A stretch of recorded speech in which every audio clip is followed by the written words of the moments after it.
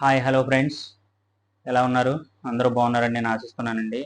ఈరోజు నేను ఒక ఇంపార్టెంట్ వీడియో చేయాలనుకుంటున్నానండి.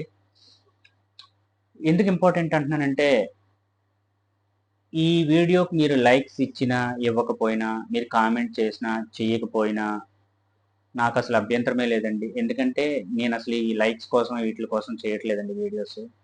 నాకు తెలిసిన కొంత నాలెడ్జ్ని నన్ను నమ్మే నా ఫ్రెండ్స్కి నేను షేర్ చేయాలని చెప్పి ఈ వీడియో నేను చేస్తున్నానండి. ఈ వీడియో చాలా మందిలో మార్పు తీసుకొస్తుందని చెప్పి నేను ఆశిస్తున్నానండి. అదేంటంటే ఈరోజు చాలామంది హార్ట్ అటాక్‌తో చనిపోతున్నారండి. ప్లీజ్, చాలామందికి హార్ట్ అటాక్ వచ్చినా కూడా గ్యాస్ పెయిన్ వచ్చిందని చెప్పేసి చాలా వింతగా డాక్టర్ దగ్గరికెళ్ళకుండా ఇగ్నోర్ చేస్తున్నారండి. హౌ ఇట్ ఈజ్ అండి. అది ఎంత ఇది అని నాకు అర్థం కావట్లేదండి. గ్యాస్ పెయిన్‌కి అలాగే హార్ట్ అటాక్‌కి సిమిలర్ సింప్టమ్స్ ఉంటాయి. కానీ there is lot of difference అండి. నేను మీకు ఈరోజు అది ఎక్స్‌ప్లెయిన్ చేస్తాను.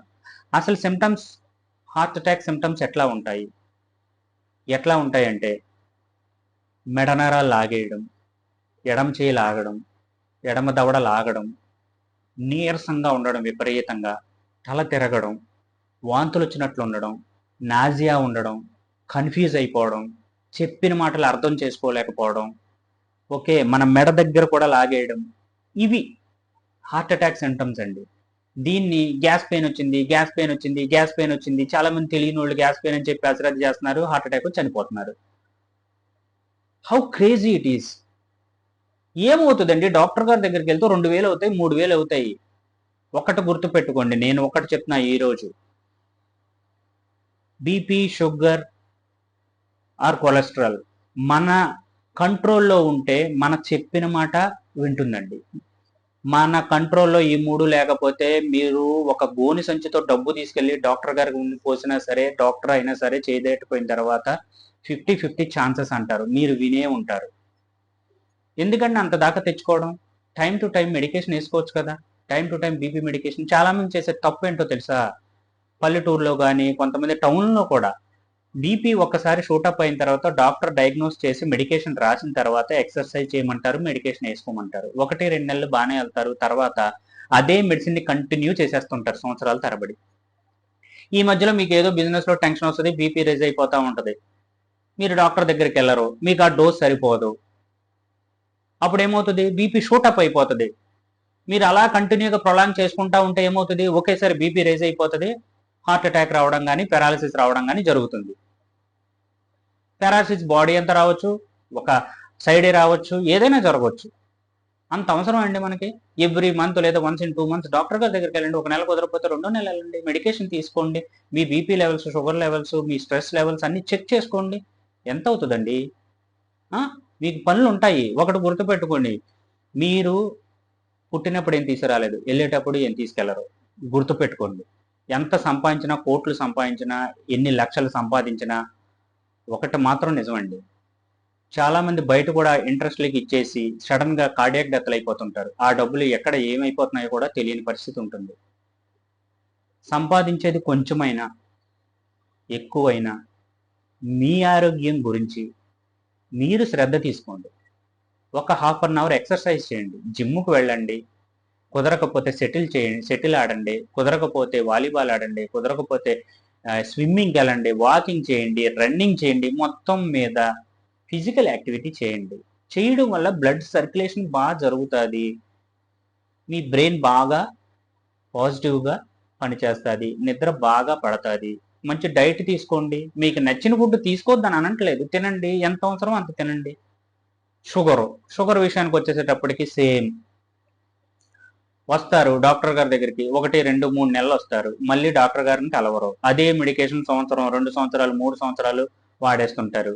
అదేమవుతుంది? మీకున్న టెన్షన్కి షుగర్ లెవెల్స్ పెరిగిపోతుంది, 400, 500కి. అయినా సరే డాక్టర్ గారి దగ్గరికి రారు. అది సీరియస్ అయిపోయి స్ట్రోక్ వచ్చేసో, లేకపోతే న్యూరోపతి వచ్చి నరాలు దెబ్బతినేసో, లేకపోతే కిడ్నీ పాడైపోయో, లేకపోతే కాళ్ళకి పుల్లిపడి కాళ్ళు కుళ్ళిపోయేదాకో ఇట్లాంటివన్నీ చేస్తూ ఉంటారండి. ఎందుకంటే అంత అశ్రద్ధ ఆరోగ్యం మీద? మీరు బాగుంటే మీ ఫ్యామిలీ బాగుంటుంది. ఇది గుర్తుపెట్టుకోండి. మీరు ఆరోగ్యంగా ఉంటే మంచి సలహాలు 10 మందికి ఇస్తారు. మీ ఇంట్లో ఉన్న మీ పార్ట్నర్కి ఇస్తారు. మీరిద్దరు హ్యాపీగా ఉంటే నీ పిల్లలు హ్యాపీగా ఉంటారండి. మెయిన్ హెడ్ బాగుండాలండి. మీరు ఆరోగ్యం లేకపోతే ఫ్యామిలీ ఆరోగ్యం ఎలా ఉంటుందండి? మీరు ఎందుకని శ్రద్ధ తీసుకోలేకపోతున్నారు? ఈ మధ్య కాలంలో నేను చూసిన వాళ్ళలో హార్ట్ అటాక్లతో చనిపోయిన వాళ్ళు చాలా మంది. ఈ విషయం నాకే కాదు, మీకు కూడా తెలుసు. All because of lack of control of BP and diabetes and cholesterol and also stress. నేను డిఫరెన్స్ చెప్తానండి గ్యాస్ పెయిన్కి, ఈ కార్డియాక్ పెయిన్కి. గ్యాస్ పెయిన్ వచ్చినప్పుడు మీకు ఆ 2 రోజుల ముందో, 3 రోజుల ముందో, 4 రోజుల ముందో ఏదో అన్వాంటెడ్ ఫుడ్ తిని ఉంటారు. బిర్యానీయో, లేకపోతే ఫ్రైడ్ రైసో, లేదా బజ్జీలో ఏయో తినుంటారు బయట. లేకపోతే కొంతమందికి పెయిన్ కిల్లర్ మెడికేషన్ వేసుకోవడం వల్ల ఆ పెయిన్ కూడా వస్తూ ఉంటుంది. అవి తిన్నప్పుడు ఏమవుద్ది? కడుపు ఉబ్బరం రావడం, కింద నుంచి గ్యాస్ రావడం, పైనుంచి తేనుపులు రావడం, కడుపులో నొప్పి రావడం. ఓకే, అది ఏంటంటే మోషన్ ఫ్రీ అవ్వక అది ఆ పెయిన్ అనేది లెఫ్ట్ చెస్ట్కి రావడం, చేయి లాగడం ఉంటుంది. అది మీకు తెలిసిపోతుంది. చాలా మంది చేసేది ఏంటంటే కార్డియాక్ పెయిన్ కూడా ఒక గ్యాస్ పెయిన్ కింద ట్రీట్ చేసి చనిపోతున్నారు. అది కదా బాధాకరమైన విషయం.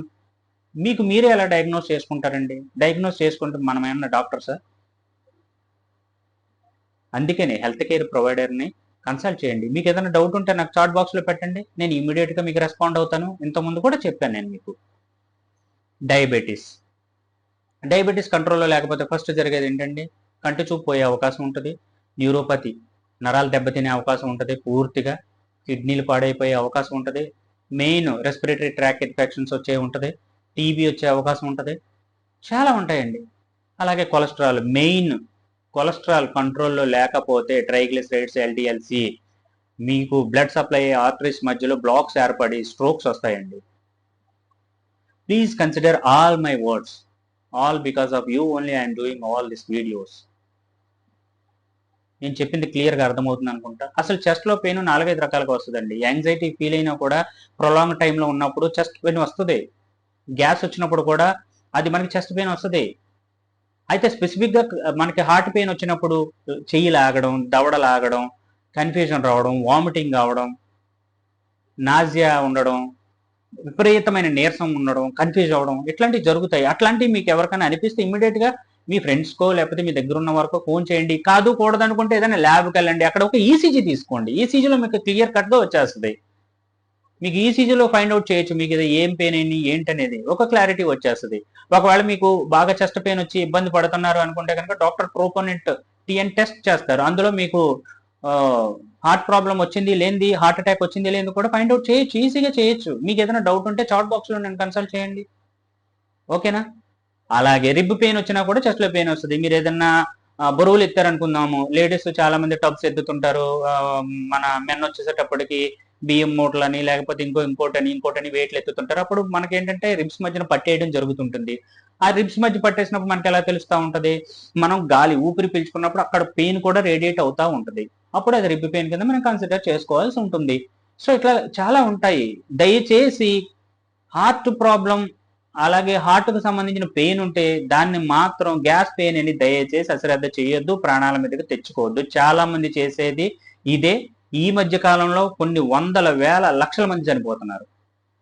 ప్లీజ్ అండి, వీలైనంత వరకు ఈ వీడియోని ఎక్కువ మందికి మీరే స్ప్రెడ్ చేయాలి, వాళ్ళందరూ చూసేలా చేయాలి. నా ఇంటెన్షన్, నా ఈ మాటల వల్ల ఈ పల్లెటూరులో ఉన్న ఏ ఒక్క మనిషిలో చేంజ్ వచ్చినా కూడా నేను చాలా సంతోషపడతానండి.